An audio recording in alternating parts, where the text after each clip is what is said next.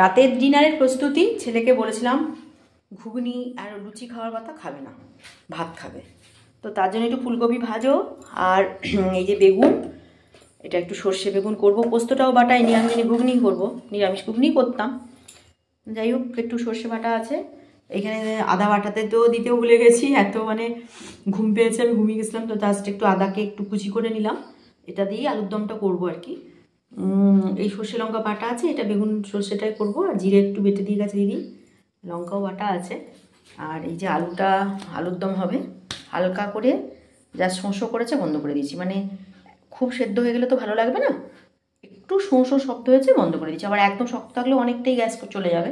তো মোটামুটি এই আলুর দম হবে, আর ফুলকপি ভাজা আর সর্ষে বেগুন। চলো পরপর থেকেও আমার সঙ্গে। রাতে ডিনার করতে নেমে পড়েছি, আজকে একটু রাত হয়ে গেছে, একটু ঘুমিয়ে পড়েছিলাম গো। তো যাই হোক, যেটা করবো সর্ষে বেগুন, একটু ছেলের জন্য একটু ফুলকপি ভাজবো, আর একটু আলুর দম, নিরামিষ আলুর দম হবে। তো প্রথমে আমি এইখানে আলুর দম যে করব তার জন্য আমি আলুটা হালকা ভাপানো আছে, সেটাকে একটু তেলে নেড়ে নেবো। আর এখানে কি করব, এখানে একটু আগে ফুলকপিটা ভেজে নেবো। ছেলের ফুলকপিটা ভাজা হয়ে গেলে তার মধ্যে আবার বেগুনটা ভেজে নেবো। বেগুন সর্ষেটা কীভাবে করছি দেখো। বেগুন সর্ষেতে বেগুনটাকে আমি ফোটাবো না, ভালো করে তেলে ভালো করে বেগুনটাকে নেড়ে নিয়ে উঠিয়ে রাখবো, তারপরে মশলাটা কষে জাস্ট বেগুনগুলো দেবো। তো চলো পরপর থেকেও আমার সঙ্গে। কিছু না, একটা বিন্দু জল মানে তেল দিয়ে, একটা বিন্দু তেল দিয়ে না এই হালকা ফাটানো আলুগুলোকে আমি একটু নেড়ে দিচ্ছি, কারণ না হলে খেতে তেমন ভালো লাগবে না আলুটা। কেমন ঠান্ডা পড়েছে বলো। আচ্ছা, এইখানে আলুর দমটা বসিয়েছি, আলুর দমের কড়াটা। ওইখানে কি করেছি, তেলটা আমার গরম হয়ে গেছে। এই যে নুন আর হলুদ মাখানো বেগুনগুলো আমি আস্তে করে আমি একটু এর মধ্যে ঢেলে নেব। কারণ বেগুন সর্ষে বেগুন বা বেগুন পোস্ত যাই করো না কেন, মেন হচ্ছে বেগুনটাকে তোমার ঘেটে দেওয়া যাবে না, বেগুন ইনট্যাক্ট থাকবে। সুন্দর করে বেগুন ভাজা হবে, আর বেগুন ভেজে যা ভাজা হবে ঠিকই, কিন্তু বেগুন গলবে না। এটাই হচ্ছে রান্নার মেন কায়দা। তো সেটাকে করার জন্য তোমাকে খুব সাবধানে বেগুনটা ভাজতে হবে। তো আমি তেল নুন আজকে ওই জন্য আমি নুন মাখিয়ে রেখেছিলাম যাতে তাড়াতাড়ি হয়। তো অলরেডি এবার এখানে আমি আস্তে করে ঢাকা দিয়ে দিলাম, আস্তে আস্তে হোক। আর এখানেও আমার আলুর দমের তেলটা গরম হয়ে গেছে। তো বুঝতেই পারছো আজকে ভেজ ডে, ফলে একটু তেল বেশি খাচ্ছি। কারণ অন্যদিন হলে এই তেলে আমার 3টে তরকারি হতো, আজকে আলুর দমে যে তেলটা দিয়েছি তো এটাতে আমার কিন্তু 3খানা তরকারি হতো। তো যেটা করব আমি এবার, প্রথমে একটুখানি জিরে ফোড়ন দেবো, গোটা জিরে। আচ্ছা, আমি একটু দেখিয়ে দিই কী কী লাগছে আমার। গোটা জিরে, সবটা না, একটু দেবো। একটু জিরে বাটা আছে, একটু লঙ্কার বাটা আছে, একটু লঙ্কার গুঁড়ো দেবো, দুটো কাঁচা লঙ্কা চিড়ে নিয়েছি, আর আদা কিমা করে নিয়েছি। তো প্রথমে যেটা দেবো আমি হালকা একটু এখানে একটু জিরে ফোড়ন দিয়ে দিই। জিরে ফোড়নের সঙ্গে সঙ্গে আমি একটু দিয়ে দিচ্ছি এলাচ আর লবঙ্গ ফোড়ন। একটা লবঙ্গ একটু ফোড়ন দিলে গন্ধটা ভালো হয়। তো অলরেডি ফোড়নটা ফুটছে, এর মধ্যে কিন্তু আমি দিয়ে দেবো আদা কিমাটা। এটা নারকেল দেওয়া যেত, কিন্তু ছেলে খায় না নারকেল, ওই জন্য আমি নারকেল দিয়ে দিই। তো আদাটা আগে দিয়ে দিলাম, কিমা আদাটা, কারণ এটা আমার আজকে আদাটা বাটা নেই, সেই জন্য কিমা করা হতেই পারে। তোমাদের বাটা না থাকলে অলরেডি এরকম কিমা করে দিয়ে দেবে, কোনো প্রবলেম হবে না। তো এরপরে আমি আস্তে আস্তে এটা বাটতে বাটতে এর মধ্যে দিয়ে দেবো জিরে বাটা, কাঁচা লঙ্কা, সেরা কাঁচা লঙ্কাগুলো দিয়ে দিলাম এর মধ্যে। পরপর আমি আস্তে আস্তে অ্যাড করে দেবো হলুদের গুঁড়ো, লঙ্কার গুঁড়ো, খুব কমই দেবো লঙ্কার গুঁড়ো, শুধু কালারটা হওয়ার জন্য। লাস্টে একটু কাশ্মীরি লঙ্কাও তো দেবো, ওই জন্য খুব কম দিলাম। সঙ্গে দিয়ে দিলাম ধনে গুঁড়ো দিলাম। তো তোমরা জানো যে আমি কখনোই মশলাটাকে মানে এভাবে করতে দিই না, তো ভাব পুড়ে যেতে পারে।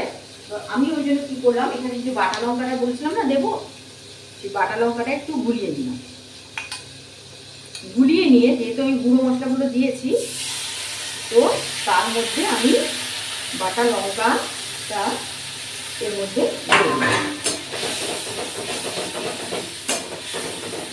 মশলা থেকে তেলটা ছেড়ে আসা পর্যন্ত একটু ওয়েট করতে হবে। একটু কষা হয়ে গেলে এবারে আমি হিং ফোড়ন দেবো। ডাল বা অন্য কোনো ডাল জাতীয় কিছু করলে যেমন আমি একদম হিংটা ফোড়ন দিয়ে দিই, এখানে কিন্তু আমি দেখেছি হিংটা ফোড়ন দিলাম না, কারণ যেহেতু এখানে হিংটা ফোড়ন দিলে আদা কুচিটা দেওয়া আছে, তো আদা আর হিং সব গন্ধটা মিলেমিশে এক হয়ে যাবে। ওই জন্য আমি কী করলাম, আস্তে করে আমি আদা কুচিটা দিলাম। আদা কুচিটা ভালো করে কষা হয়ে গেলে, ওটা তেল ছেড়ে এলে তারপরে কিন্তু আমি ওর মধ্যে মিশিয়ে দেবো হিঙের ফোড়ন, হিং গুঁড়ো। এদিকে আমার বেগুনগুলো সুন্দর ভাজা হয়ে যাচ্ছে, কারণ বেগুনগুলো ভাজা হবে, নরম হবে, কিন্তু কোনো মতে কিন্তু বেগুনগুলো আমার সর্ষে বেগুনের ক্ষেত্রে গলে যাবে না। এটা কিন্তু খেয়াল রেখো। বেগুন গলে গেলে কিন্তু রান্নার যে একটা আলাদা টেক্সচার সেটাই নষ্ট হয়ে যাবে। তো আমি একদিক বেগুন ভাজা হয়ে গেছে, অন্যদিকটা উল্টে দিলাম। এদিকে দেখো তেলটাও আমার ছেড়ে এসেছে, নিরামিষ আলুর দমের তেল দেখো খুব সুন্দর করে ছেড়ে এসেছে। এবার এর মধ্যে আমি একটু হিং ফোড়ন দিয়ে দিলাম, হিং ফোড়ন দিলে গন্ধটা খুব সুন্দর হয়। এবার যেটা দেব আমি এর মধ্যে একটু, জানো আমি জ্যাগারি পাউডারটা ইউজ করি, তো একটু জ্যাগারি পাউডার অল্প করে দিয়ে দিলাম। এবার মশলাটাকে নকুলদানা কটা ছিল দিয়ে দিচ্ছি, যেমন শুক্রবারে নকুলদানা, সন্তোষীমা নকুলদানা তো নিজের খাওয়া যায় না। যেটা দিইনি নুন দিইনি, আলুটা যখন তেলে নেড়েছিলাম তখনও নুন দিইনি। তো আলুর দমের এই দেখো এই নুনটা আমি দিয়ে দিই। তো পরে যদি লাগে টেস্ট করবো, তখন যদি নুনটা লাগে তখন আমি দিয়ে দেবো। তো অলরেডি আমার মশলাটা কষা হয়ে গেছে, তোমরা দেখতে পাচ্ছ সুন্দর করে কষা হয়ে গেছে মশলা। তো এর মধ্যে আমি আলুগুলো অ্যাড করব। পেঁয়াজ রসুন ছাড়াও কিন্তু সুন্দর আলুর দম হয়, যেটা আজকে তোমাদের আমি দেখিয়ে দিচ্ছি। এটা লুচি তরকারি, লুচি পরোটা তার সঙ্গে এই আলুর দমটা করে খেতে পারো উপোসের দিন, কোনোরকম পেঁয়াজ রসুন ছাড়াই।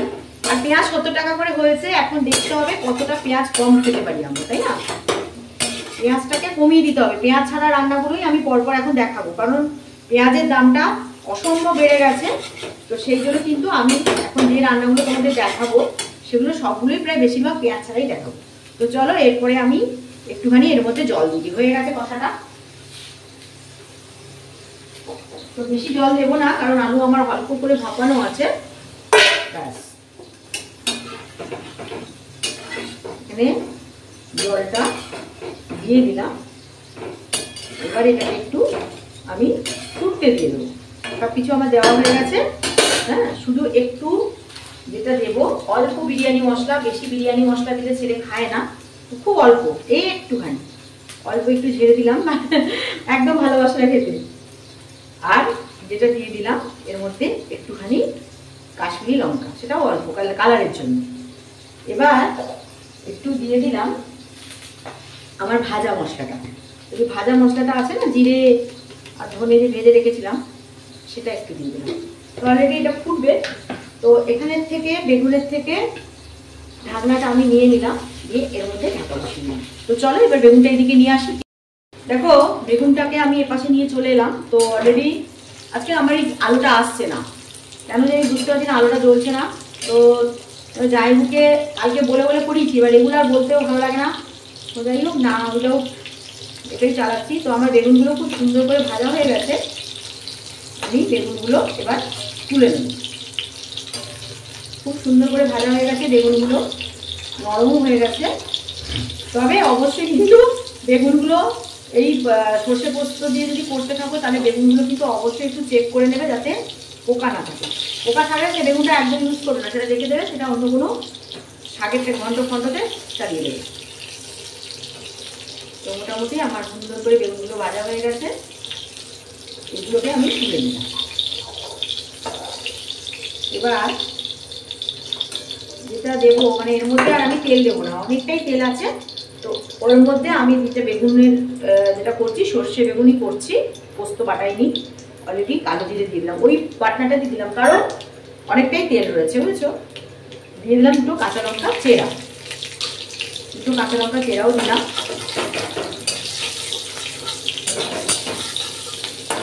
কালো জিরে আর কাঁচা লঙ্কা খুব সুন্দর একখানা গন্ধ বেরিয়েছে। তো এর মধ্যে আমি দিয়ে দিলাম অল্প একটু লঙ্কা বাটা, খুব কম, এই যে লঙ্কা বাটা দিলাম। সঙ্গে এর মধ্যে দিয়ে দিলাম আমার বাটা সর্ষেটা, যেটা দিয়ে আমি বেগুনের সর্ষে বেগুন করবো, তো সেটা আমি একটু দিয়ে দিলাম।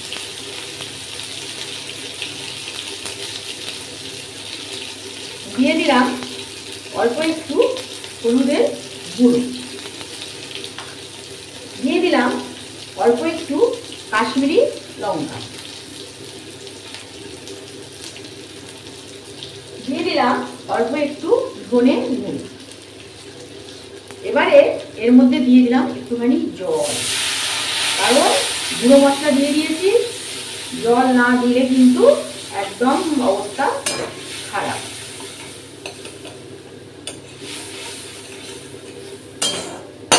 এবারে যেটা দেবো অল্প নুন, বেগুনে আমি কিন্তু বেগুনে একটু নুন হলুদ মাখিয়ে রেখেছিলাম বুঝেছো, তার জন্য খুব কমই নুন দেবো, লাগলে আবার দেবো কম নুন। ভীষণ নুনটা, এই নুনগুলো না বিশাল খড়ে নুন।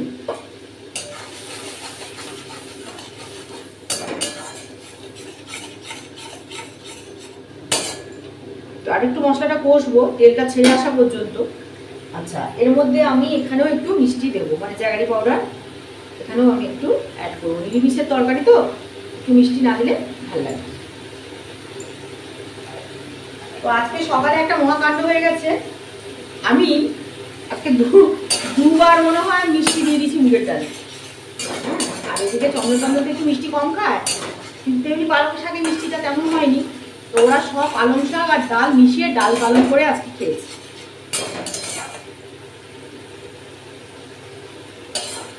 দেখো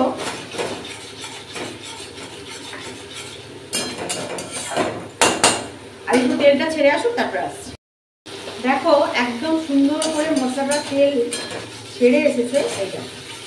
তো এর মধ্যে আমি আস্তে করে বেগুনগুলো দিয়ে দিই,